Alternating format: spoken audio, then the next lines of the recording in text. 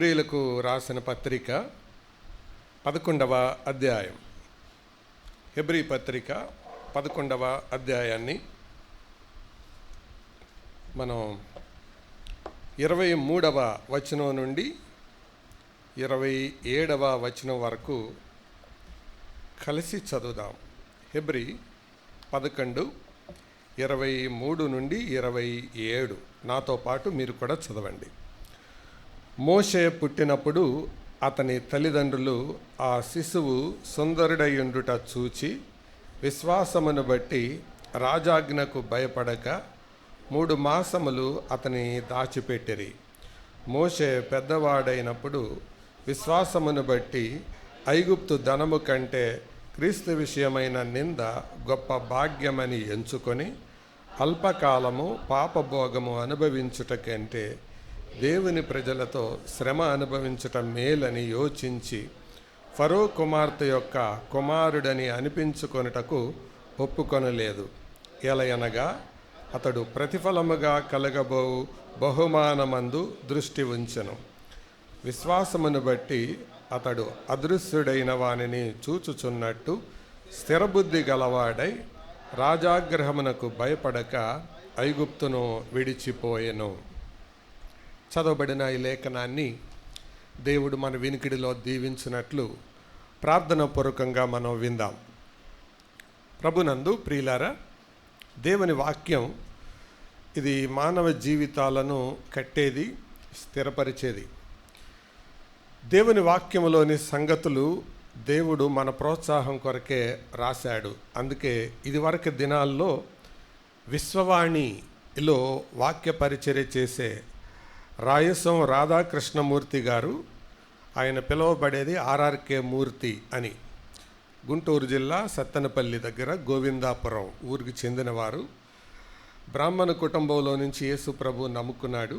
ఆయన తరగతిని ఇలాగా ప్రారంభించేవాడు.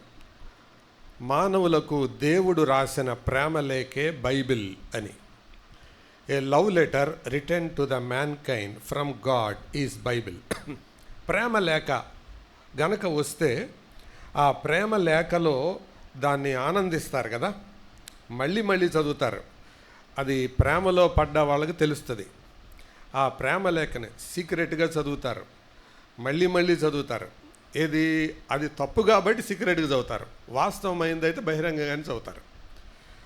దేవుడు ఆయన ప్రేమ తప్పైంది కాదు, అది వాస్తవికమైనది. అందుకనే ఆయన ఆ ప్రేమ లేఖను బహిరంగంగా 40 మంది ద్వారా 1600 సంవత్సరాల నిడివిలో రాయించాడు.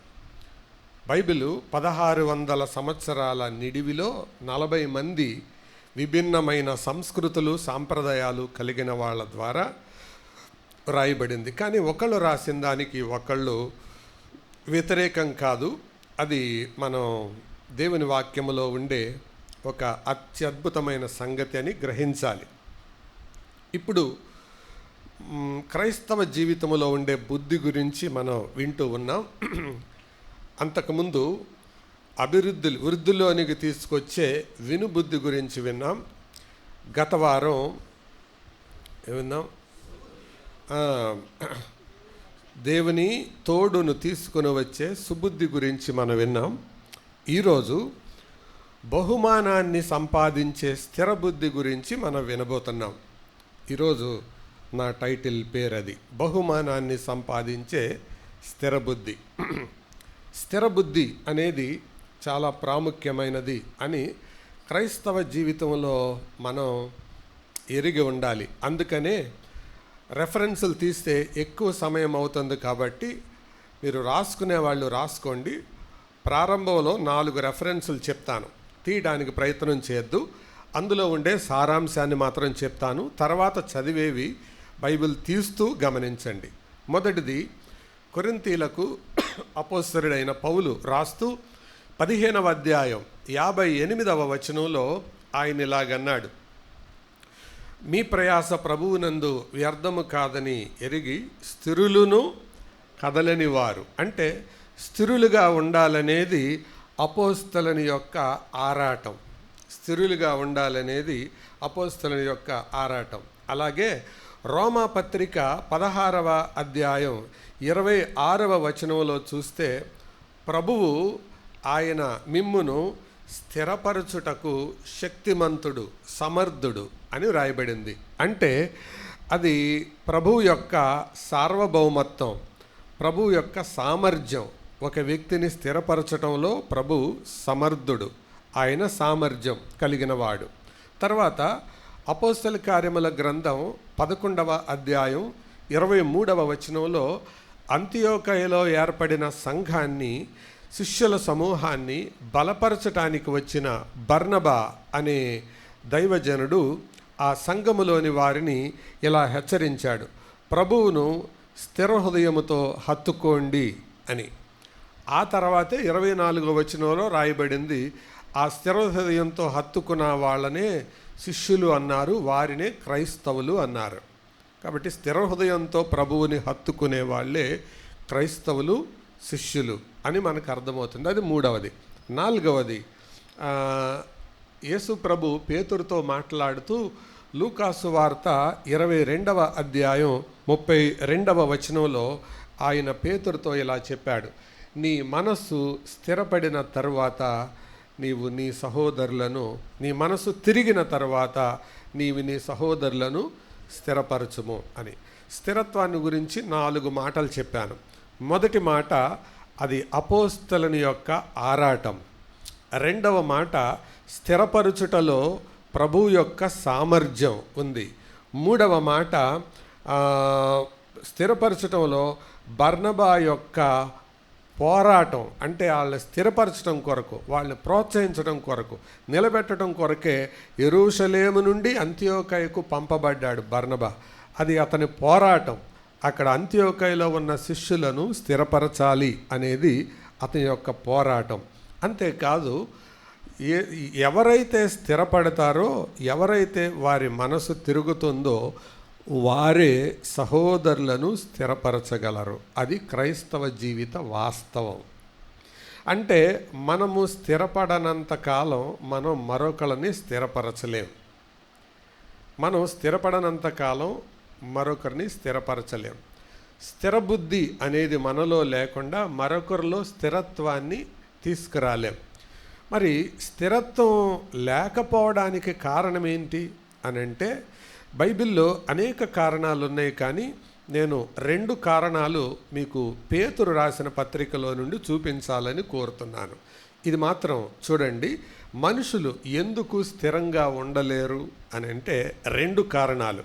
మనుషులు ఎందుకు అస్థిరులుగా ఉంటారు అని పేతురును అడిగితే, పేతురు దైవాత్మ ప్రేరేపితుడై చెప్పే సమాధానం.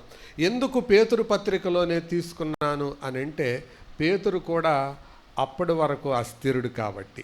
సీమోను అంటే అభిప్రాయం అని అర్థం, పేతురు అంటే అచలం అని అర్థం. అభిప్రాయాలు మారిపోతూ ఉంటాయి. అచలం అంటే కొండ, అది ఎక్కడికి వెళ్ళదు, అచలం అంటారు. శేషాచలం, సింహాచలం, హిమాచలం. చలం అంటే కొండ అని అర్థం అన్నమాట. అర్థమైందా?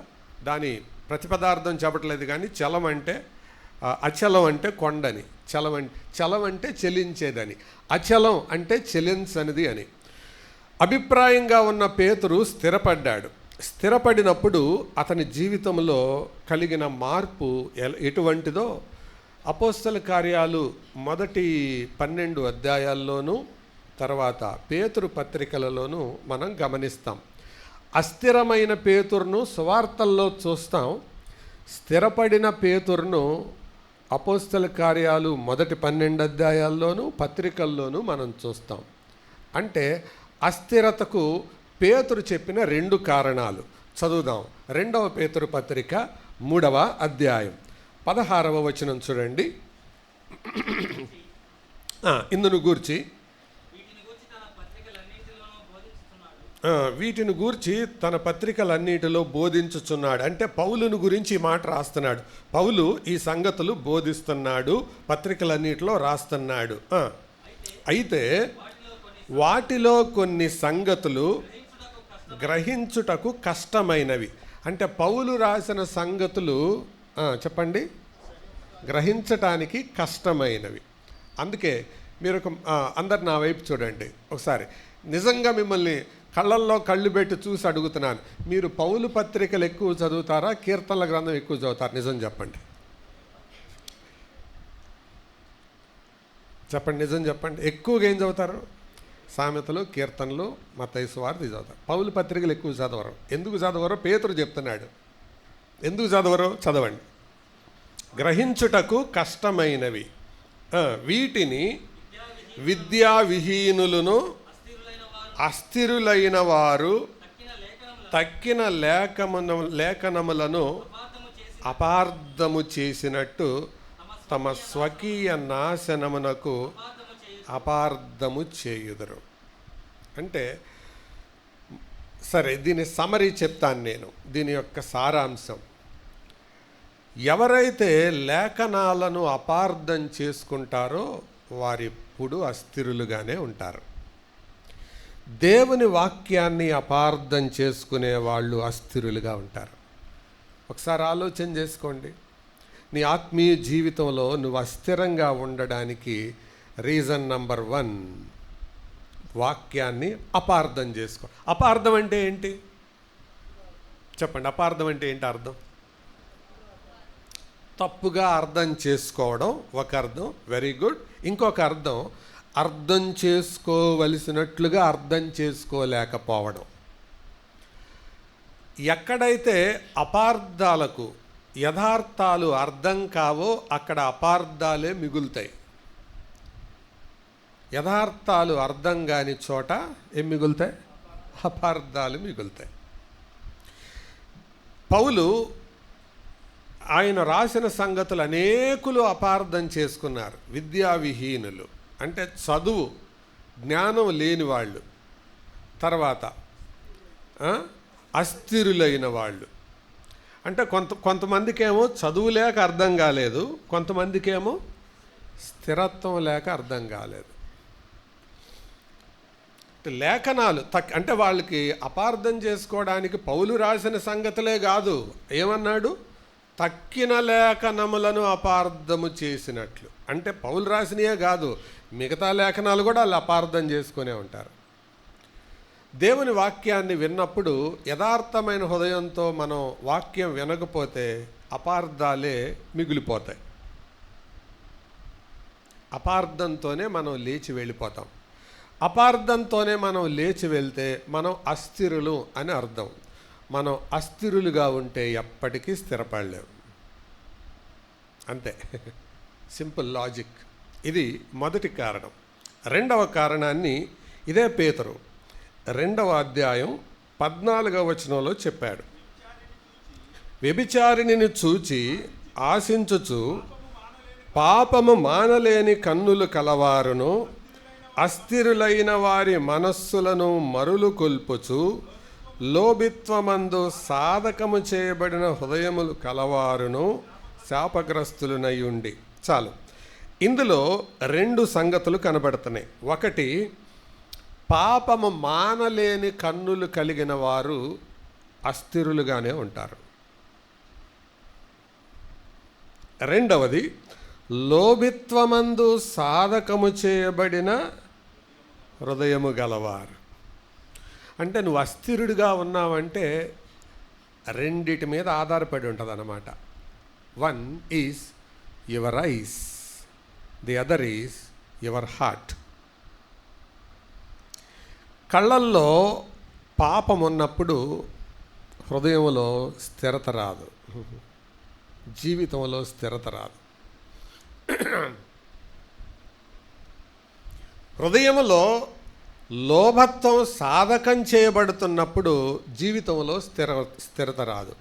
సరే, దీన్ని మనం ఎనలైజ్ చేస్తే ఇది ఒక ప్రత్యేకమైన ప్రసంగం అవుతుంది, అది నేను చెప్పడం లేదు. కాబట్టి ఈ 2వ అధ్యాయం 14వ వచనం ఆధారంగా అస్థిరతకు 2 కారణాలు. మొదటి కారణం ఏంటి? పాపము మానలేని కన్నులు. రెండవ కారణం ఏంటి? లోభత్వమందు సాధకము చేయబడిన హృదయం. సాధకం చేయబడిన హృదయం అంటే ఏంటి అర్థం? ప్రాక్టీస్ అయిపోయింది. అంటే ఈ ప్రాక్టీస్ గురించి చెబుతుండగా నాకు నా చిన్నతనంలో విన్న స్టోరీ గుర్తొస్తుంది. 3 ఎద్దులు ఉంటాయంట. మొదటి ఎద్దు గంగిరెద్దు, రెండవ ఎద్దు గానుగెద్దు, మూడవ ఎద్దు మున్సిపాలిటీ ఎద్దు. మొదటి ఎద్దు ఏంటి? గంగిరెద్దు. గంగిరెద్దుకు ఒకటి సాధకం అవుతుంది. ఏంటి సాధకం? దేనికైనా తలకాయ ఇవ్వటం. అమ్మా ఆ లోపల ఆవిడికి శుభం కలుగుతుందని చెప్పు అంటే డూడు బసవన్న అంటే తలకాయ ఎలా ఊపుతుంది. ఏమన్నా చెప్పు తలకాయ ఊపుతుంది. ఆ బ్యాండ్ సౌండ్ విని యజమాని సౌండ్ వింటే తలకాయ ఊపుద్ది. అది మంచా చెడా దానికి అర్థం కాదు, వినపడదు, ప్రాక్టీస్ అయిపోయింది అంతే. కొంతమంది గంగిరెద్దు లాంటి వాళ్ళు ఉంటారు. రెండవ రకం ఏం చెప్పాను? గానుగెద్దు. ఇది అక్కడక్కడే తిరుగుతుంటుంది కానీ అబ్బే నేను చాలా కిలోమీటర్ల ప్రయాణం చేసేసాను అనుకుంటుంది. కానీ అది ఉండేది అక్కడే, నో ప్రోగ్రెస్. అది తిరిగేది అక్కడక్కడే తిరుగుతుంటుంది. ఎక్కడ? గానుగు చుట్టే తిరుగుతుంటుంది. కానీ ఏమనుకుంటుంది? నేను అప్పుడే మద్రాసు వెళ్ళిపోయాను అనుకుంటుంది తిరిగి తిరిగి. కానీ అది అక్కడే ఉంటుంది. కారణం ఏంటి? దాని సాధకం అదే, ఇక దాని ప్రాక్టీస్ అదే. మూడవ ఎద్దు ఏంటి? మున్సిపాలిటీ ఎద్దు. ఈ మున్సిపాలిటీ ఎద్దుని ఒకసారి పొలపు యజమాని కొన్నాడట. కొని పొలానికి తీసుకెళ్తుంటే ఎక్కడ చెత్తకుండి కనపడితే అక్కడ ఆగుతుంది అది. నన్ను ఒక యజమాని కొన్నాడు, నేను మున్సిపాలిటీ ఎద్దు కాదు ఇప్పుడు అన్న సంగతి మరిచిపోయింది. అది మరిచిపోయి ఎక్కడ ఆగుతుంది? చెత్త కుండీ కనపడిన చోటల్లా ఆగుతుంది. ఎందుకు? అంతవరకు ప్రాక్టీస్ అయిపోయింది అది. దేనికి? అక్కడ ఆగితే ఆ పక్కోళ్ళు ఈ పక్కోళ్ళు వచ్చి చెత్త బకెట్లు అందులో వేస్తారు.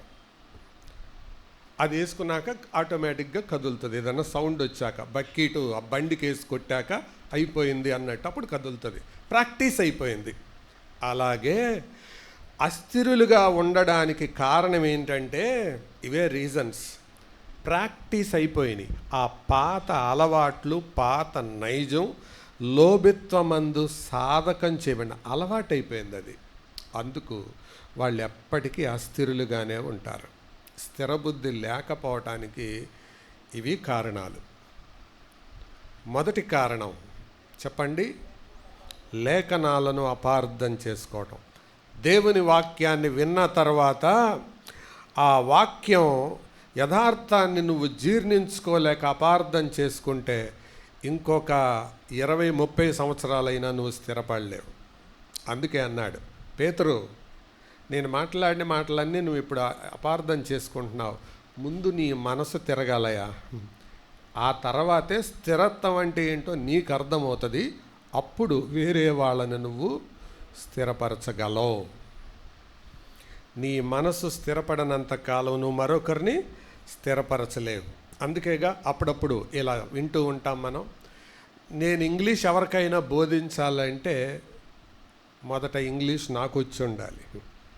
నాకు వస్తేనే నేను వేరే వాళ్ళకి చెప్పగలుగుతాను. మ్యాథ్స్ బోధించాలి అంటే నాకు వచ్చి ఉండాలి, అప్పుడే నేను చెప్పగలుగుతాను. నేను ఎవరినైనా స్థిరపరచాలంటే చెప్పండి, నేను స్థిరపడాలి. నేనే స్థిరపడకపోతే ఇంకెవరిని స్థిరపరుస్తాం? ఉట్టికి ఎగరలేనమ్మా స్వర్గానికి ఎగిరిందని. స్థిరత్వం నాలో లేకపోతే వేరొకరిని ఎలా స్థిరపరుస్తాం? అందుకే ఈ ఉదయకాలం స్థిరబుద్ధి కలిగిన ఒక ఆయన్ని మనం చూస్తున్నాం. ఎవరైనా? మోషే. నేను 23-27 వచనాల వరకు ఉన్న ఈ వాక్య భాగాన్ని 2 భాగాలుగా చెప్పాలనుకుంటున్నాను. స్థిరబుద్ధి కలిగిన తల్లిదండ్రులు, స్థిరబుద్ధి కలిగిన తనయుడు.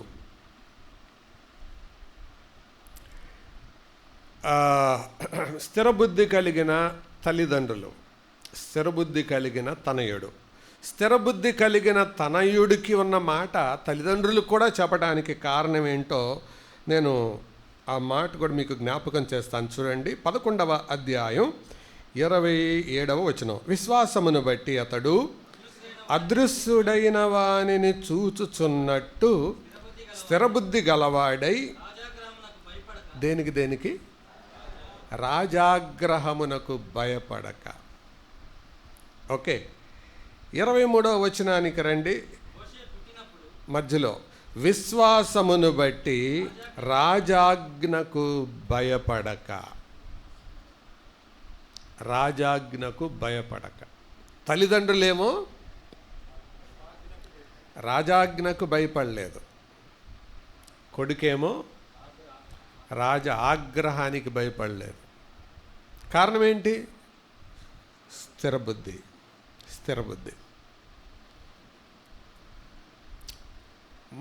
మనలో ఎంతమంది రాజ్యాంగం మారిపోతుందంటే భయంతో ప్రార్థన చేసాం చెప్పండి? కారణం ఏంటంటే మనం వీక్. దేంట్లో?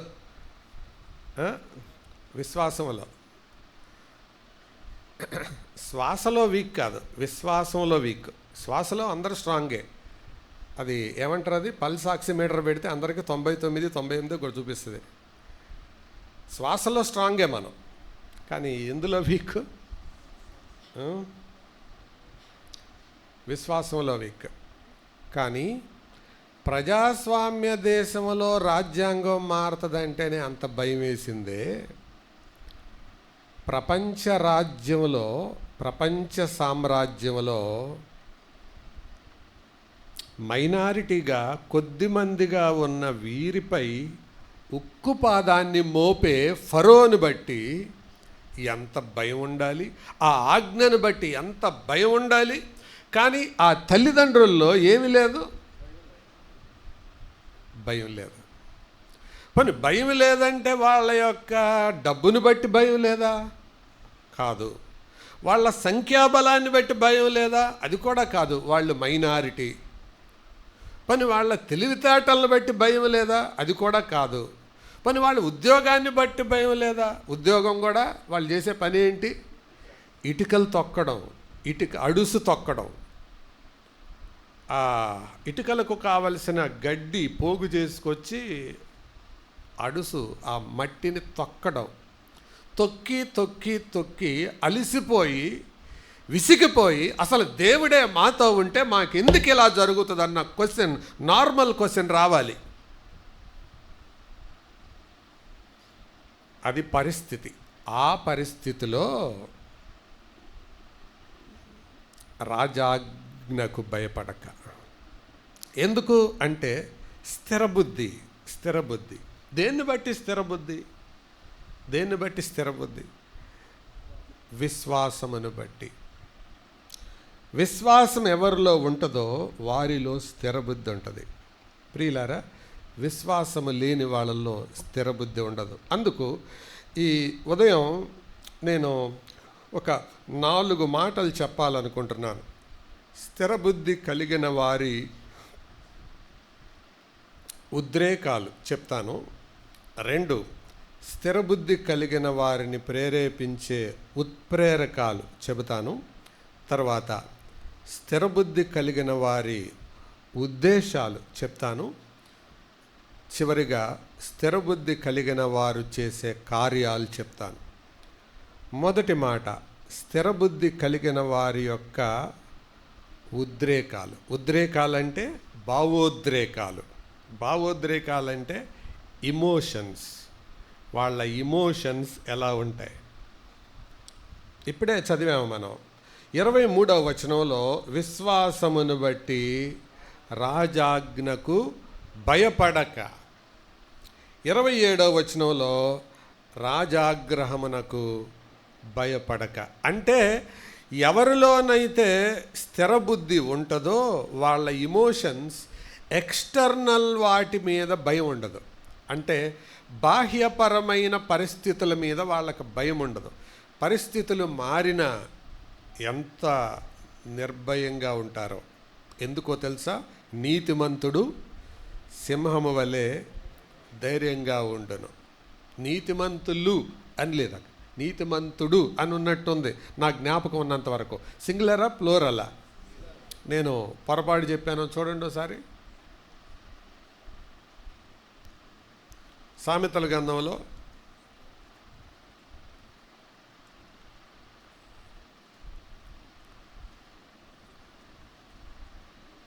29వ అధ్యాయం ప్లూరలా? ఓకే, చూడండి ఒకసారి.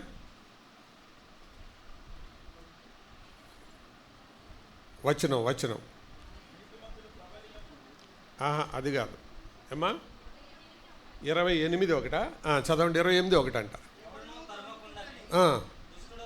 పారిపోవును, నీతిమంతులు సింహము వలె ధైర్యముగా ఉందరు. ప్రియులారా, ఇక్కడ అర్థం ఏంటో తెలుసా? నీతిమంతులు నిర్భయంగా ఉంటారు, భయం ఉండదు వాళ్ళకి, నిర్భయంగా ఉంటారు. They are fearless.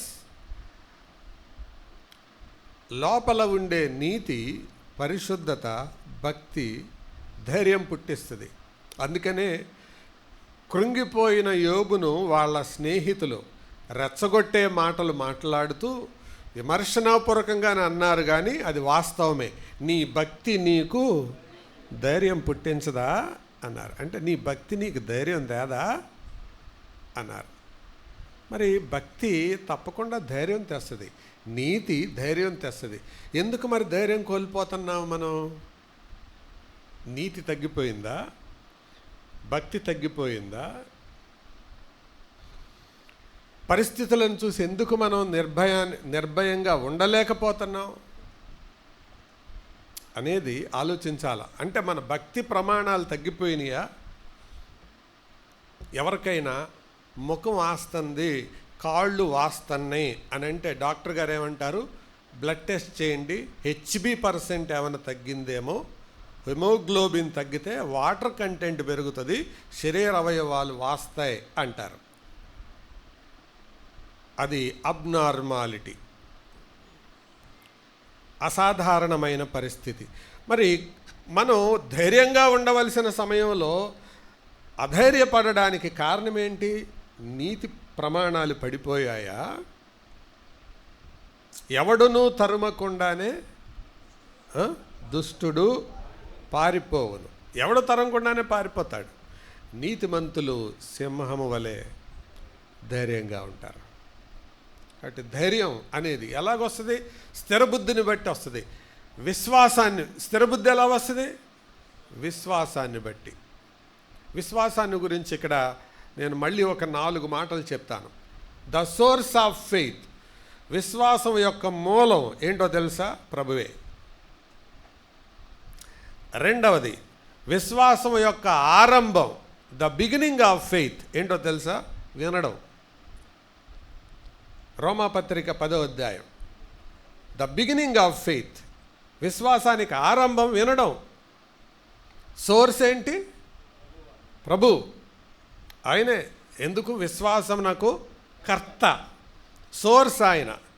మరి విశ్వాసం మనలో బిగిన్ అవ్వడానికి ఏంటి? వినడం. మరి విశ్వాసంలో the continuation of faith, what is the continuation of faith? ఆయన వైపు చూడడం.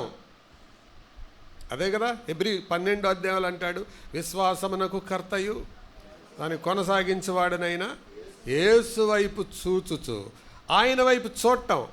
ఆయన తట్టు చూడగా వారికి వెలుగు కలిగెను, వారి ముఖములెన్నడూ లజ్జింపకపోవును. ఆయన వైపు చూసిన వారికి వెలుగు, ఆయన వైపు చూసిన వారికి ధైర్యం. పరిస్థితులన్నిటిని బట్టి దావీదు కూడా కృంగిపోయాడు, అధైర్యపడ్డాడు. కానీ సమూయేలు 1వ గ్రంథం 30వ అధ్యాయం ఏం తెలియజేస్తుంది? దావీదు యెహోవాను బట్టి ధైర్యము తెచ్చుకున్నాడు. ఎందుకు? ఆయన్ను చూశాడు, ఆయన్ను చూశాడు. అందుకనే 34వ కీర్తనలో ఆ మాట అన్నాడు. ఏమని? వారు ఆయన తట్టు చూడగా వారికి వెలుగు కలిగెను, వారి ముఖములెన్నడూ లజ్జింపకపోవను. కాబట్టి ప్రభువును చూడడం. 3 మాటలు చెప్పాను. 4వది, విశ్వాసము యొక్క ఫలం స్థిరబుద్ధి. గుర్తుంటాయా? మొదటి మాట ఏంటి? What is the source of faith? విశ్వాసానికి మూలం ఏంటి? ప్రభువే. రెండవది, విశ్వాస చర్యకు ఆరంభం ఏంటి? వినడం. ఇప్పుడు వినండి, తినడం రానివాడికి ఆరోగ్యం రాదు. తినడం రాని వాళ్ళకి ఆహారం ఎలా ఎక్కించాలి? సెలైన్. అందుకే వాక్యం వినిపించడానికే దేవుడు కొన్నిసార్లు మనల్ని మంచం మీద పడేస్తాడు. ఎందుకంటే మిగతా టైంలో వినం మనం ఆయన మాట. అందుకే మంచానికి పరిమితం చేస్తాడు. అప్పుడు మనం తప్పకుండా చచ్చినట్టు ఆయన మాట వింటాం. ఒక్కోసారి మనల్ని ఐసీయూలో పడేస్తాడు. ఐసీయూ అంటే చెప్పానుగా, ఐసీయూ. నేను నిన్ను చూస్తున్నాను, ఇంక నువ్వు తప్ప ఎవరు దిక్కు లేదు.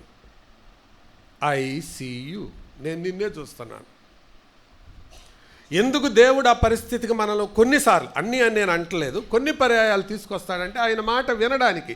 ఎందుకు వినకపోతే విశ్వాసం కలగదు. అందుకే పిల్లలు కూడా వద్దు వద్దు వద్దు అని మారం చేస్తుంటే తల్లిదండ్రులు ఏమంటారు, తినరా, తినకపోతే ఏం పెట్టాల్సి వస్తుంది, సెలైన్ పెట్టాల్సి వస్తుందిరా, తినకపోతే సెలైన్ పెట్టాల్సి వస్తుంది, తినరా అంటారు, లేకపోతే ఇంజెక్షన్ చేయాల్సి వస్తుందిరా అంటారు.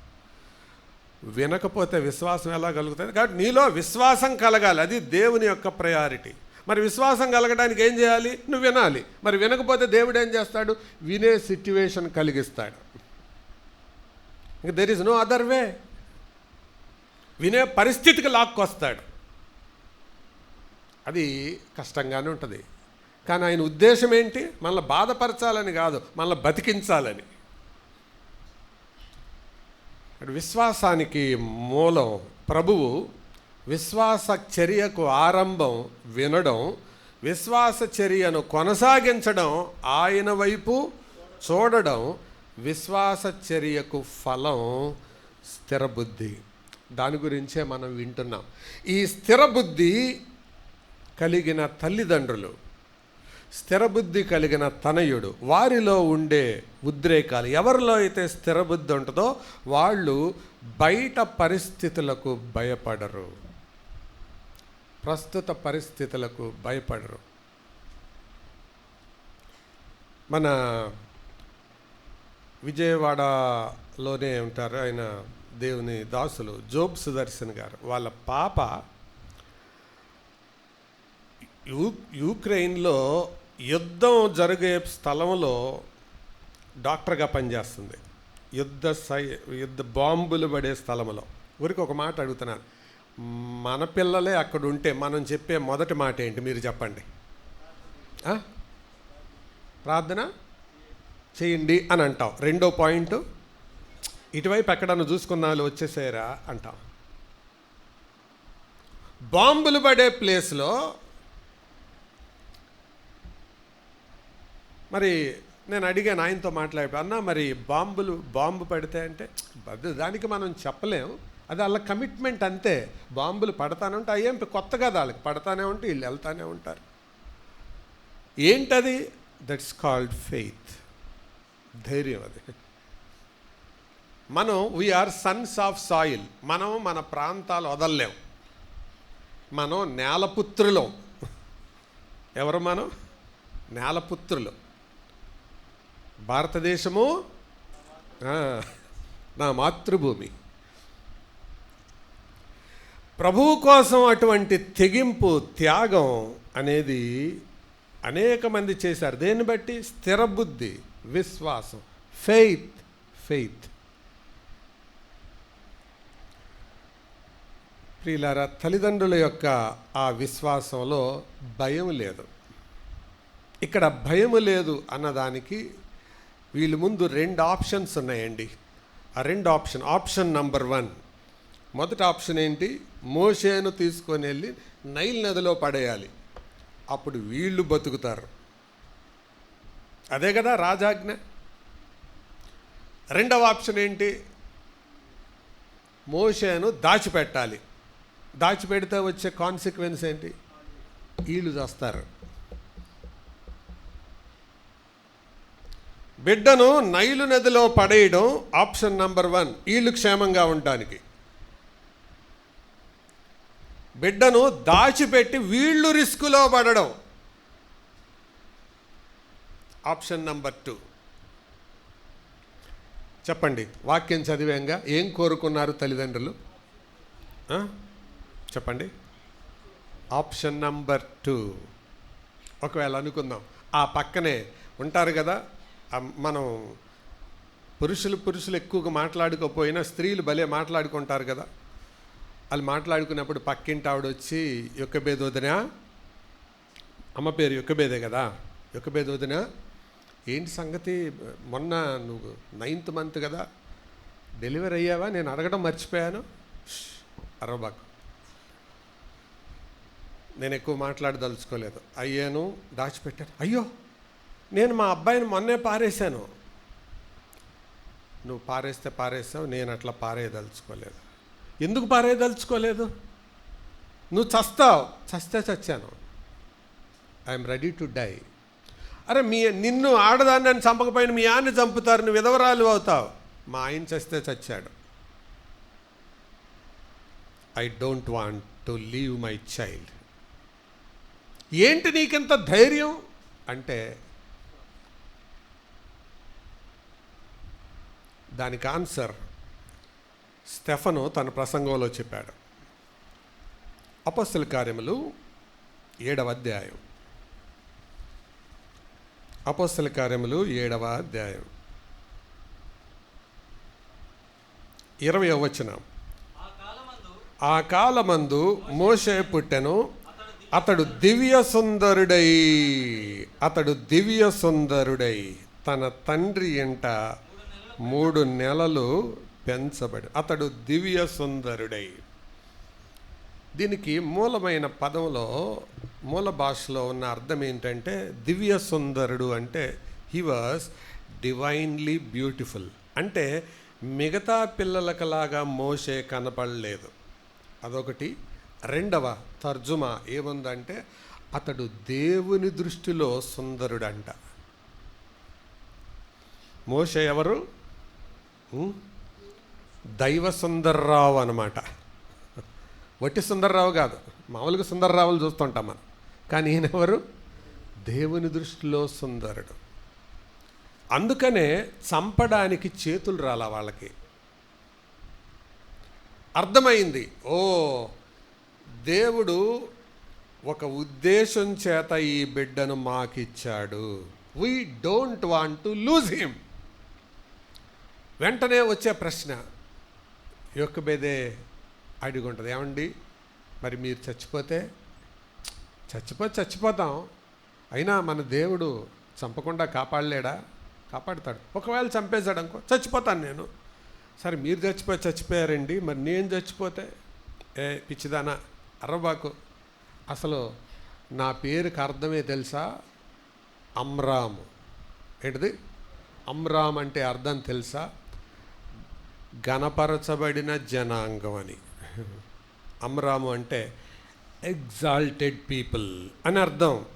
గణపరచబడిన జనాంగం. మనం ఏం జనం? అయ్యో అదేంటండి, ఐగుప్తీల మధ్య, ప్రపంచ నాగరికత మధ్య మనం కొద్దిమందిమే కదా. అరే పిచ్చిదానా, ఇంతేనా నువ్వు చూసేది? మనం ఎవరు? అసలు నా పేరే ఏంటి? గణపరచబడిన జనం. We are not ordinary people.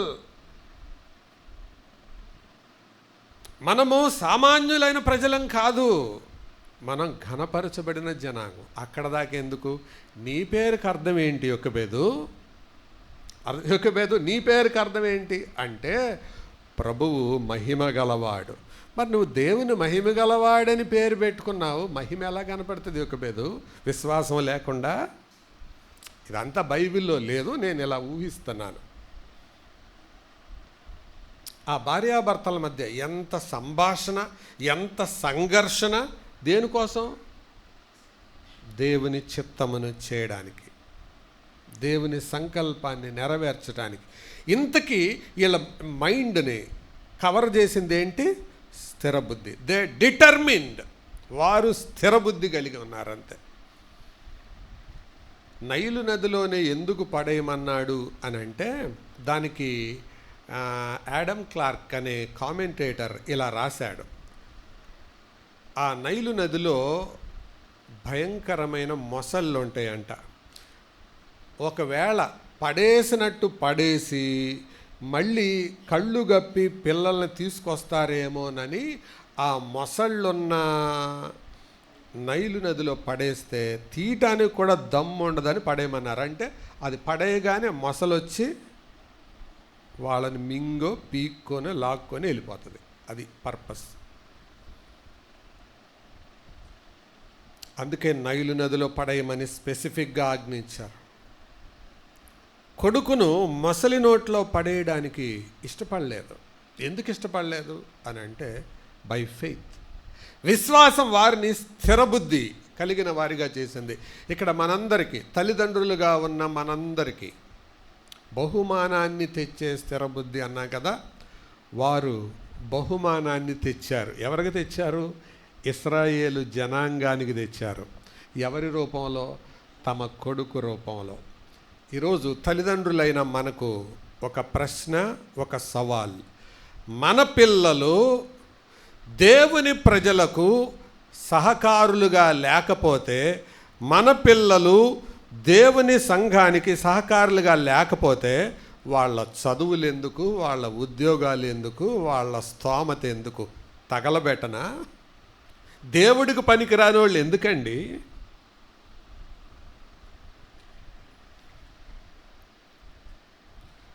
మీ పిల్లలు, మన పిల్లలు దేవుని సంఘానికి మహిమకరంగా లేకపోతే what is the fun of having children? మా కొడుకు ఆఫీసరు, మా కొడుకు డాక్టరు, మా కొడుకు ఇంజనీర్ అని చెప్పుకోవడానికా? స్థాయి చెప్పుకోవడానికా? విశ్వాసం, ఫెయిత్.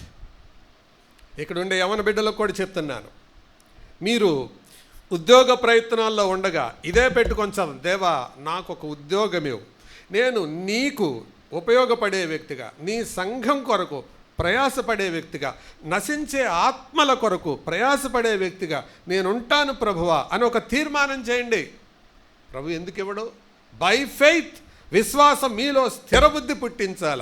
ఆ స్థిరబుద్ధి ప్రభువు కొరకు తీర్మానం చేయడానికి మీ ఎమోషన్స్ని కంట్రోల్ చేయాలి. అమ్మో, 1,00,000 మంది రాస్తున్నారంట, ఉన్న ఉద్యోగాలేమో 200 వెంటనే ఏమొస్తుంది? భయం. దేవునికి ఉపయోగపడుతున్నాడు అనుకునే వాళ్ళని దేవుడు ఎలా చేస్తాడో ఈ చిన్న వృత్తాంతం. ఆ ఐగుప్తులో మగపిల్లలందరూ చంపాలి అని ఆజ్ఞాపించింది ఎవరు? పెద్దగా మాట్లాడండి. ఫరో. గేమ్ స్టార్ట్ అయింది. ఫరో ఆజ్ఞాపించాడు, ఎరా నువ్వు అటు కాయిన్ వేసావా? దేవుడు అంటున్నాడు, నేను ఇటు కాయిన్ వేస్తాను చూడు. నువ్వు వేసావు కదా ప్లాను, నేను ఒక ప్లాన్ వేస్తున్నాను చూడు. ఎవడో అయితే ఆజ్ఞ ఇచ్చావో నీ కళ్ళ ముందే పెరిగేలాగా చేస్తానా అండి. ఎక్కడ పెరిగాడు మోషే? పాలు విడిచే వరకే తల్లి దగ్గర పెరిగాడు. తర్వాత ఎక్కడికి వెళ్ళిపోయాడు? ఎవరు పురంలో? ఫరో అంతఃపురంలో. అంటే ఫరో ఎవరు? ఈ మగపిల్లలందరినీ చంపాలని చెప్పిన రాజు ముందు పెరిగాడు. ఇప్పుడు చెప్పండి, ఎవరి గేమ్ గెలిచింది? జాగ్రత్త, దేవుడితో ఎవరు పెట్టుకోలేరు. అది ఆ సీక్రెట్ పట్టుకున్నారు వాళ్ళు. ఎవరు? అమ్రాము, యోకెబెదు. ఇక్కడున్న పిల్లల్ని, తల్లిదండ్రులను అడుగుతున్నాను, నీ కుమారుడి, నీ కుమార్తె యొక్క చదువు వలన, నీ కుమారుడి, నీ కుమార్తె ఉద్యోగం వలన దేవునికి ఏం ఒరిగింది? దేవుని సంఘానికి ఏం ఒరిగింది?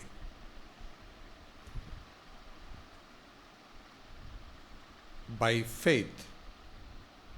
ఇక్కడ ఒక విచిత్రమైన సంగతి తెలుసా?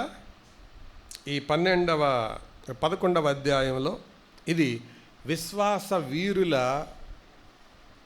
అధ్యాయం అని అందరికీ తెలుసు. ఇందులో కొన్ని చావుల గురించి చెప్పాడు. 3 మరణ ప్రస్తావనలు వచ్చాయి. తర్వాత జన్మ ప్రస్తావన వచ్చింది. హేబేలు విశ్వాసాన్ని బట్టి చచ్చిపోయి కూడా మాట్లాడుతున్నాడని చదివాం. మరణం చూడకుండా హనోకు కొనిపోబడ్డాడని చదివాం. తర్వాత విశ్వాసము గలవారే మృతి పొందిరని 13వ అధ్యాయంలో చదువుతున్నాం. విశ్వాసం చచ్చిపోయిన వాళ్ళ గురించి చెప్పి విశ్వాసాన్ని బట్టి పుట్టిన వాని గురించి చెప్తున్నారు. విశ్వాసమును బట్టి మోషే తల్లిదండ్రులు, మోషే పుట్టినప్పుడు అతని తల్లిదండ్రులు ఆ శిశువు సుందరుడయుండుట చూచి, స్పెషల్లీ గిఫ్టెడ్ చైల్డ్, చేతులు రాలా. చచ్చిపోతే మేము చచ్చిపోతాం కానీ ఈ బిడ్డను మాత్రం చంపం అని అనుకున్నారు. కాబట్టే దేవుని నుండి ఒక గొప్ప ఆశీర్వాదం దొరికింది. ప్రియులారా, దేవుని చేతికి ఎవరినైతే అప్పగిస్తామో దేవుడు తప్పకుండా వారిని ఆశీర్వాదకరమైనదిగా మారుస్తాడు. యవనస్తులందరికీ కూడా ఇదే పాఠం, ఇదే మాట. దేవుని వాక్యాన్ని వింటున్నారు. మీ యొక్క అవసరత దేవుని అవసరతతో లింక్ చేయండి. తమ అవసరతను దేవుని అవసరతతో లింక్ చేసిన ఏ తల్లిదండ్రులను, ఏ యవనస్తులను దేవుడు నిరాశపరచల. సమూయేలు మొదటి గ్రంథంలో హన్నా ప్రార్థన అదే, దేవా నాకు ఒక కొడుకునివ్వు. దీనివల్ల రెండు జరుగుతాయి. ఒకటి, నీకు ఒక సేవకుడు దొరుకుతాడు, నాకు ఒక కొడుకు దొరుకుతాడు. You will find a servant, I will get a son. నా అవసరం నీ అవసరంతో లింక్ చేస్తున్నాను. ఈ తాళం తీసి ఆ తాళం చెవుకు తగిలిచ్చేసింది. ఇక అంతే, కార్యం దేవుడు చేశాడు. నీ ఉద్యోగమో, నీ చదువో, నీ వివాహమో దేవుని యొక్క అవసరంతో, దేవుని యొక్క పనితో లింకప్ చేయి. తప్పక దేవుడు హెల్ప్ చేస్తాడు నీకు. ఎందుకో తెలుసా? ఆయన రాజ్యమును, ఆయన నీతిని మొదట వెతకాలి. అప్పుడు మీకు కావలసినవి మీకు అనుగ్రహించబడతాయి. నిజానికి ఆనంద్ నిస్సీల్ని ఈ సంవత్సరం ఇక్కడ ఉన్నిద్దాం అని అనుకున్నాం. అయితే దేవుని దాసులు అడిగారు, ఈ సంవత్సరం నీడ్ ఉంది, తక్కువ మంది ఉన్నారు, వస్తే చాలా బాగుంటుందని. నిజానికి విజయ హాస్పిటల్లో ఉన్నప్పుడే, దానికంటే ముందు బీఈడ్ అవగానే ఒక సంవత్సరం అక్కడ చేయాలని నిస్సి డిసైడ్ అయింది. మరి ఇప్పుడు వివాహం అయింది, అప్పుడు ఆపరేషన్ అవ్వడం వల్ల జరగలేదు. మరి అక్కడికి వెళ్ళాలి అని అంటే ఏం చేయాలి? మరి ఇప్పుడు వివాహం అయింది, తన్ను అడగాలి కదా. తన్ను అడిగితే ఏమన్నాడంటే, ఏం పర్వాలేదు అంకుల్, నువ్వు వెళ్తాము, వాక్యం చెప్తుంది కదా, ఆయన రాజ్యమును నీతిని మొదట వెతకాలని ఉంది. కాబట్టి our first year we serve there, మొదటి సంవత్సరం అక్కడ సేవ చేస్తాం.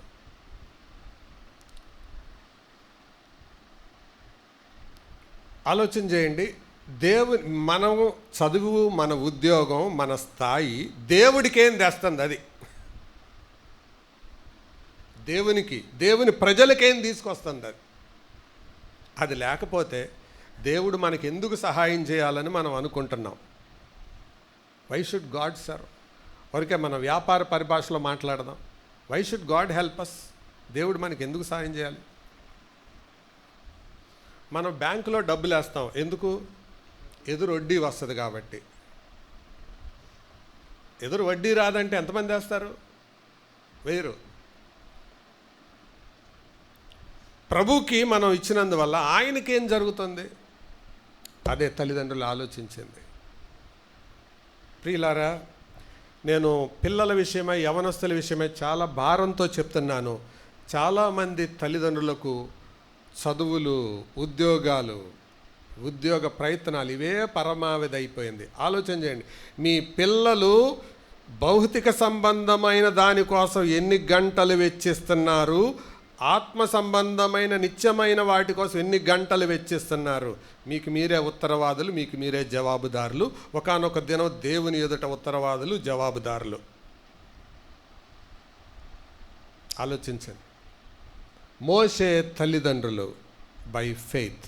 ఇది తల్లిదండ్రుల యొక్క స్థిర బుద్ధి. రెండవ మాట చెప్తాను. తనయుని యొక్క స్థిర బుద్ధి ఏంటిది? ఆ తనయుని యొక్క స్థిర బుద్ధి 27వ వచనంలో, రాజాగ్రహమునకు భయపడక ఐగుప్తును విడిచిపోయాను. ఐగుప్తును విడిచిపోయాను. ఐగుప్తును విడిచిపోవుట అనేది నిర్గమాకాండం మోషే లెక్కలో, మోషే కదా రాసింది మొదటి 5 గ్రంథాలు. మోషే లెక్కలో గనక చూస్తే పారిపోయినట్టు కనపడుతుంది. కానీ హెబ్రీ గ్రంథకర్త దాని గురించి రాస్తూ విశ్వాసమును బట్టి విడిచిపోయానంటున్నాడు. By faith he left Egypt. ఇప్పుడు ఐగుప్తుకి వెళ్తే దొరికేదేంటి? ఐగుప్తుని విడిచిపెడితే దొరికేదేంటి? అమ్మా నాన్న అక్కడ లేరు. రెండోది, రాజప్రసాదాలు అక్కడ లేవు. ఎక్కడ ఉండాలి ఇప్పుడు? ఆ మిద్యాన్ అరణ్యంలో ఉండాలి. అరణ్యంలో ఏముంటుంది? ఏముంటుందో తెలియదు, గ్యారంటీ లేదు. గాల్లో దీపం పెట్టినట్టుగా వెళ్ళాడు. అలాగ వెళ్ళడానికి కారణం ఏంటి అంటే 27వ వచనంలో రాశాడు, విశ్వాసమును బట్టి అతడు అదృశ్యుడైన వానిని చూచుచున్నట్టు. నాకు ఇదే ఒక వండర్గా ఉంది. అదృశ్యుడైన వానిని చూడటం ఏంటండి? అదృశ్యుని చూడటం ఏంటి? కనబడేదాన్ని చూస్తుంటారు. ఊరికే బాబు ఆ క్యాలెండర్ తిప్పు అన్నాను అనుకోండి, తక్కుమంట లేచి పేజీ తిప్పుతారు. బాబా ఫోన్ ఇటు అన్నాను అనుకోండి, అడు చూసి ఫోన్ ఎక్కడెక్కడ ఉంది అని క్వశ్చన్ మార్క్ మొహంతో ఫోన్ ఇవ్వు, అదేగా చెప్తున్నాను అన్నాను అనుకోండి. ఫోన్ ఎక్కడుందండి అందరూ అడు చూస్తారు. ఫోన్ లేదు. అరే ఫోన్ ఇవ్వయ్యా. ఫోన్ లేకుండా ఫోన్ ఇమ్మంటారు ఏంటి? మెంటలోడా? లోపల అనుకుంటారు, అంటానికి ధైర్యం చాలక. అదే సిట్యువేషన్ ఇక్కడ. దేవుడు కనపట్టల్లా. ప్రభువా నేను వెళ్తున్నాను ఐగుప్తును వదిలేస్తున్నాను, వెళ్తున్నాను. ఎక్కడికి వెళ్తావు మోసే? ఎక్కడికో, నువ్వు నన్ను పిలుచుకున్నావు కదా, వెళ్తున్నాను. మరి అక్కడ ఒంటరితనం ఉండదు, ఎందుకు? నువ్వు ఉన్నావుగా. ఒక్కడే మాట్లాడుతున్నాడు. ఆ పక్కనే వచ్చి అడుగుతున్నాడు, ఏంటో ఒక్కడే మాట్లాడుతున్నావు? ఒక్కడు లేడండి, నేను మాట్లాడుతున్నాను. ఒక్కడవే మాట్లాడితే ఎవరు లేకుండా మళ్ళీ ఎవరు లేరు అంటావు, ఎవరో ఉన్నట్టు మాట్లాడుతున్నావు. దేవుడు ఉన్నాడండి. ఏది కనపడట్లేదు కదా? ఆయన కనపడ్డండి, కానీ నేను ఆయనతో మాట్లాడుతున్నాను. అదృశ్యుడైన వానిని చూచుచున్నట్టు. నేను ఇటువైపు చూసి, సరే బాగున్నావా, ఏంటి సంగతి, ఎప్పుడు వచ్చావు, ఇలా అంటున్నాను అనుకోండి, ఖచ్చితంగా నన్ను మెంటలోడి కింద వేస్తారు. కంటికి కనబడని వాడిని చూచుచున్నట్టు స్థిరబుద్ధి కలిగిన వాడు. That is the emotion of a faithful Saint. నమ్మకమైన వాడు దృష్టి అదే, కంటికి కనబడని దేవుణ్ణి చూడటం. యోసేపు పాపం చేద్దాం, ఎవరు లేరుగా ఇక్కడ, పాపం చేద్దాం రా, ఎవరు లేరు, నువ్వంటే నాకు ఇష్టం అంటే యోసేపు నువ్వు వస్తానంటే నేను వద్దంటానా అనలేదు.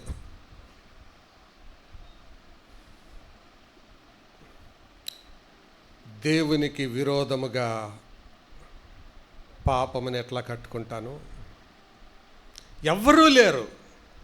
ఐగుప్తు నాగరికత గురించి ఆ చరిత్ర రాసేవాళ్ళు ఏం చెప్పారో తెలుసా? ఎక్కడ చూసినా నేడు మనం చూసే అశ్లీలమైన దృశ్యాల కంటే భయంకరంగా ఉండే లైంగికపరమైన అపవిత్రమైన భంగిమలు గోడల నిండా ఉంటాయంట. వాటి మధ్యలో తిరుగుతున్నాడు, అవి చూస్తూ ఉన్నాడు. అవి చూస్తూ ఉండగానే ఈ దుష్టురాలు ప్రేరేపించింది. వాటి మధ్య తిరుగుతూ ఈ ప్రేరేపణకు గురవుతూ కంటికి కనబడని దేవుణ్ణి చూశాడు. That is faith. అది విశ్వాసం అంటే. కంటికి కనబడే ఇవి తన ఉద్రేకాలను రెచ్చగొట్ల. కంటికి కనబడని దేవుడు తన ఇమోషన్స్ని కంట్రోల్ చేస్తున్నాడు. My dear young man and young women, what are you controlled by? దేని ద్వారా నువ్వు నియంత్రించబడుతున్నావు? Is it visible things or invisible things? పౌలు ఒక థియాలజీ రాశాడు తెలుసా? దృశ్యమైనవి అనిత్యములు, అదృశ్యమైనవి నిత్యములు. అదృశ్యమైన వాటి వైపు ఎక్కువ ప్రయాసపడుతున్నావా? దృశ్యమైన వాటి కోసం ఎక్కువ ప్రయాసపడుతున్నావా? The emotions of a godly saint. వారి ఇమోషన్స్ ఎలా ఉంటాయి? భయపడరు, వాళ్ళు అదృశ్యమైన వాటిని చూస్తుంటారు. అందుకే నిబ్బరం ఉంటుంది వాళ్ళల్లో.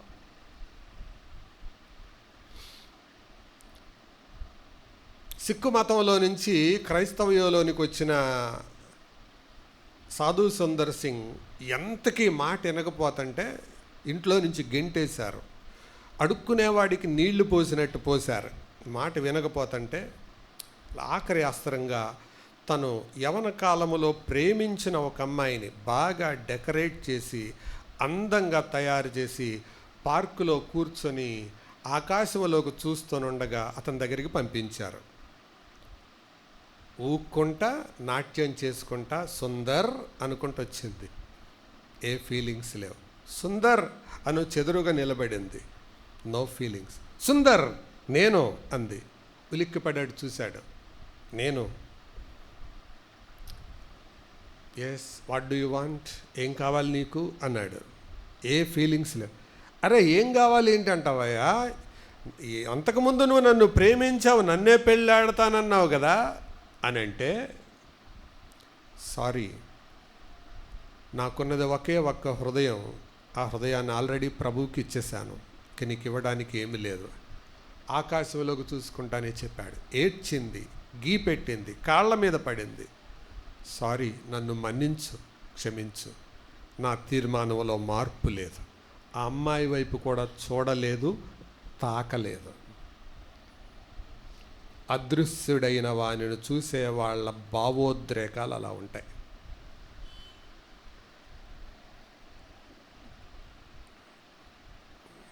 ప్రియులారా, ఆలోచిస్తున్నారా? The emotions. రెండవ మాట చెప్తాను. దేర్ ఎంకరేజ్మెంట్స్ అంటే వాళ్ళ ఉత్ప్రేరకాలు ఏంటి చూడండి. 24వ వచనం, 24వ అధ్యాయం 24వ వచనం. మోషే పెద్దవాడైనప్పుడు ఐగుప్తు ధనము కంటే ఇక్కడ ఉత్ప్రేరకాలు రెండు కనపడుతున్నాయి. ప్రోత్సహించేవి, ప్రేరేపించేవి, ఎంకరేజ్ చేసేవి రెండు ఉన్నాయి. ఏంటిది అది? రెండు 3 జతలు చెప్పాడు. చెప్పండి. మొదటిది ఐగుప్తు ధనము క్రీస్తు విషయమైన నింద. అంటే ధనము నింద, డబ్బులు అవమానం. ఇక్కడ గ్రంథకర్త అద్భుతమైన పదాన్ని వాడాడు, క్రీస్తు విషయమైన నింద. నిజంగా మీరు సీరియస్ బైబిల్ స్టూడెంట్స్ అయితే ఒక జవాబు ప్రశ్న రావాలి. పాత నిబంధనలో క్రీస్తు లేడు కదండి అని. క్రీస్తు అన్న ఈ పదానికి మూలం మెస్సయ్యా, అభిషక్తుడు, క్రిస్టాస్ అన్న పదం వాడబడింది. అందుకే తెలుగులో కూడా పదం వాడాడు. అంటే క్రీస్తు అనే ఆయన అప్పుడే ప్రత్యక్షమయ్యాడు. ఆయన కొరకు నిందపడాలని అప్పుడే ఫిక్స్ అయ్యాడు. ఎవరు? మోషే. అప్పుడే ఫిక్స్ అయిపోయాడు. He fixed his mind there itself. 2 ఉత్ప్రేరకాలు తన ముందు ఉన్నాయి. ఒకటి డబ్బు, 2 క్రీస్తు విషయమైన నింద. నింద అంటే సరే, ఇప్పుడు ఒక చిన్న మాట. అవతల వీధిలోకి వెళ్తే మనల్ని తిడతారు, యువతల వీధిలోకి వెళ్తే మనల్ని ఏమీ అనరు. ఏ వీధిలోకి వెళ్తాం మనం? యువతల వీధిలోనే ఉంటాం. ఎందుకు? తిట్టించుకోవటం ఎవరికి ఇష్టం లేదు. కానీ మోషే, నువ్వు ఎటు వెళ్తావంటే నేను నింద వైపుకి వెళ్తాను. ఎందుకంటే అది క్రీస్తు కొరకు. That is for Christ, that is for sake of Christ. I will go that side. తర్వాత మాట చూడండి, ఇంకొక జత చెప్పాడు. అల్పకాలము పాపభోగము అనుభవించుట కంటే దేవుని ప్రజలతో శ్రమ. ఒక పక్క భోగము, మరొక పక్క శ్రమ. భోగం, శ్రమ. అల్పకాలం పాపభోగం. అల్పకాలం పాపభోగాన్ని ఎలా చూశాడు మోషే? చెప్పండి. అల్పకాలం. మూల భాషలో దీన్ని పాసింగ్ ప్లెజర్స్ అన్నారు. పాసింగ్ ప్లెజర్స్ అంటే ఇలాగ పాస్ అయ్యి వెళ్ళిపోతూ ఉంటుంది. దాటిపోయే సుఖాలు, భోగాలు. జ్ఞాపకం పెట్టుకోండి, ఈ సుఖము అనేది మొదట భోగాన్ని ఇస్తుంది, తర్వాత రోగాన్ని ఇస్తుంది. సుఖం ఏం చేస్తుంది? మొదట భోగం, ఆ తర్వాత రోగం.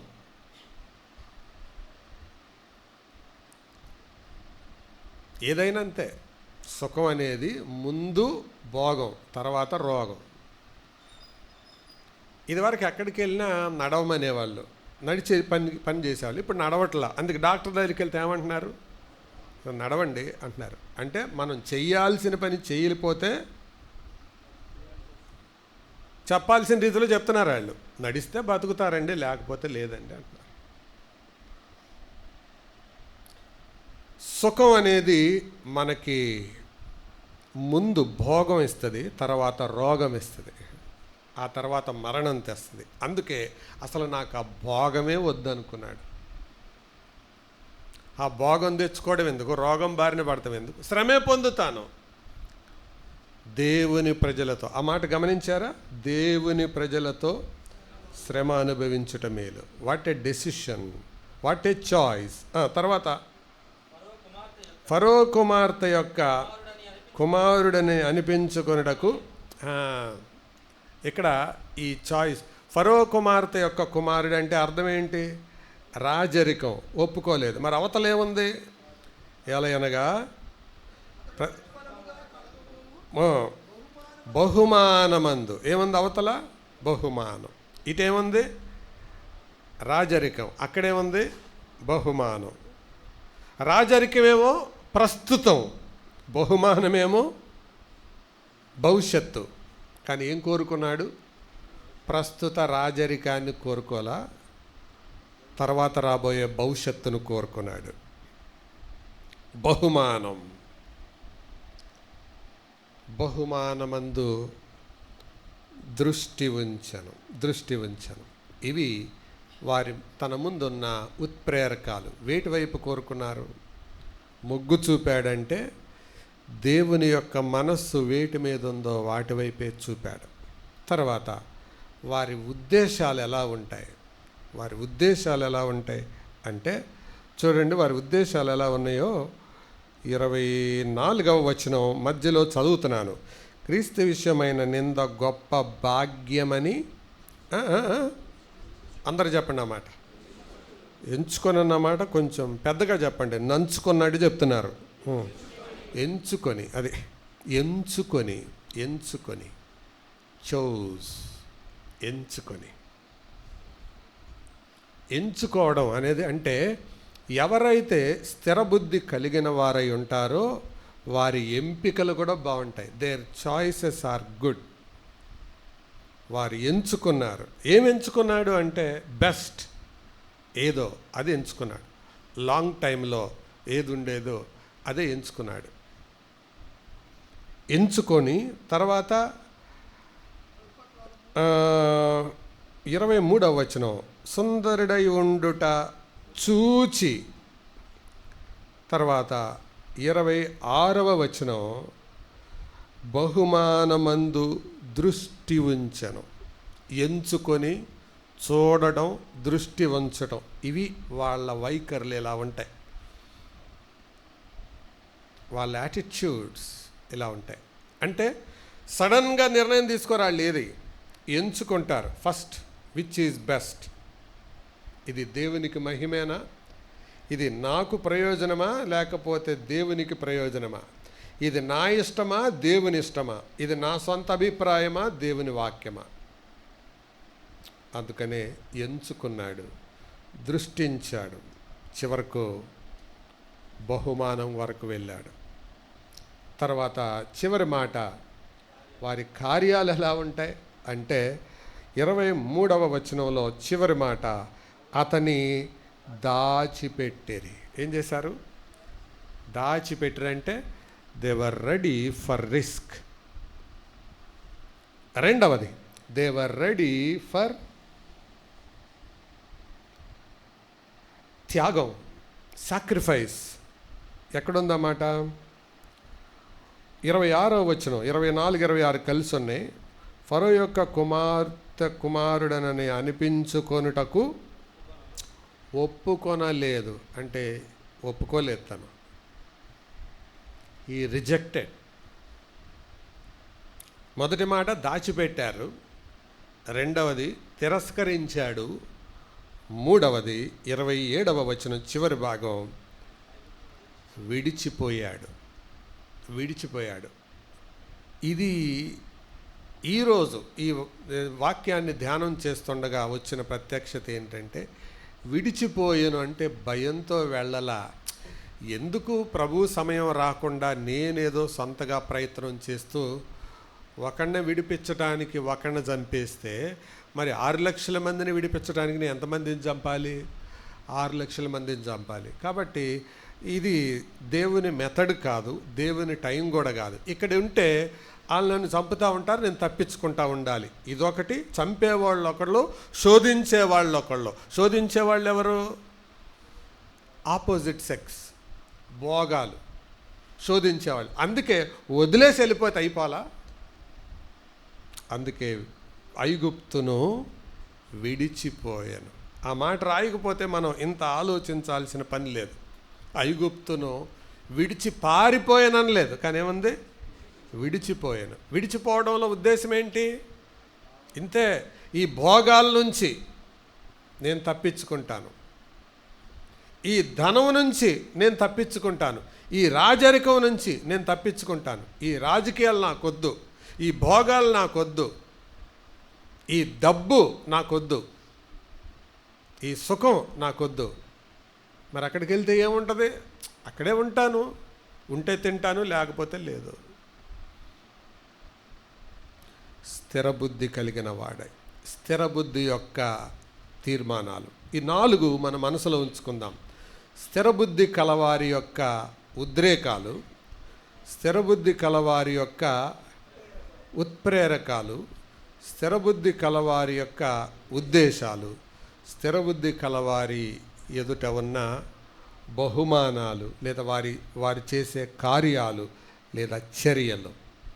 ప్రియులారా, నా చివరి ప్రశ్న, స్థిరబుద్ధి ఉందా? క్రైస్తవ జీవితంలో స్థిరబుద్ధి ఉందా అనేది ప్రశ్న. స్థిరబుద్ధి లేకపోతే మనం అస్థిరులుగానే మిగిలిపోతాం. అస్థిరులుగా మిగిలిపోతే ప్రభువుకి పనికిరాం, దేవునికి పనికిరాం, మన లోకానికి పనికిరాం. అందుకే ఒక ఆయన గుడ్డు గురించి ఇలా చెప్పాడు. గుడ్డు అయితే ఉడకబెట్టుకొని తినటానికైనా పనికి రావాలి, లేకపోతే ఆమ్లెట్ వేసుకొని తినటానికైనా పనికి రావాలి, తినటానికైనా పనికి రావాలి, పెరిగి పెద్దయ్యి కోడి పెట్టగానే మారాలి. మురిగిపోయిన గుడ్డు దేనికి పనికి వస్తుంది? ఆమ్లెట్ వేసుకోవడానికి పనికి వస్తుందా? కోడి పిల్ల అవడానికి పనికి వస్తుందా? నథింగ్. అస్థిరులుగా ఉంటే మనం కూడా అలాగుంటాం, అటుగాం ఇటుగాం. అందుకే లవోదికయ సంఘంతో అన్నాడు, నువ్వైతే వెచ్చగా ఉండు, లేదా చల్లగుండు, మధ్యస్థంగా ఉండొద్దు, ఊసేస్తాను నిన్ను. ఇదే ప్రభు అన్న మాట. స్థిర బుద్ధి మనలో ఉందా? తల వంచండి, ప్రార్థన చేసుకుందాం.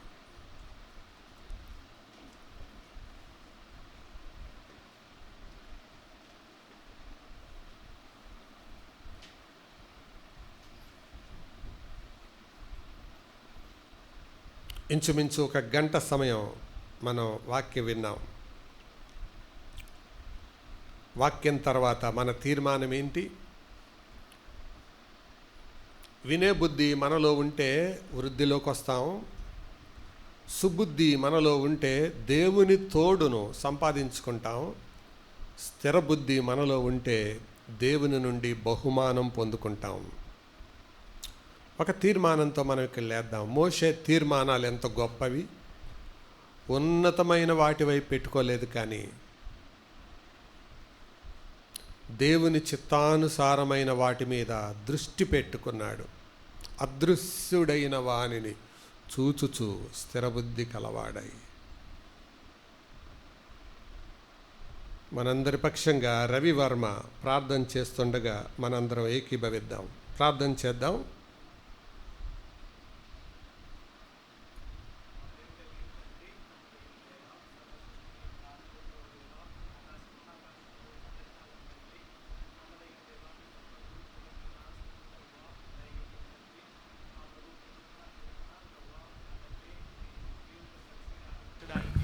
అలాగే ప్రభువా నా తండ్రి, దేవా నా తండ్రి, ఇంతవరకు కూడా మీరు సహాయం చేస్తూ వచ్చిన విధానాన్ని బట్టి మిమ్మల్ని స్తుతిస్తూ ఉన్నాను ప్రభువా.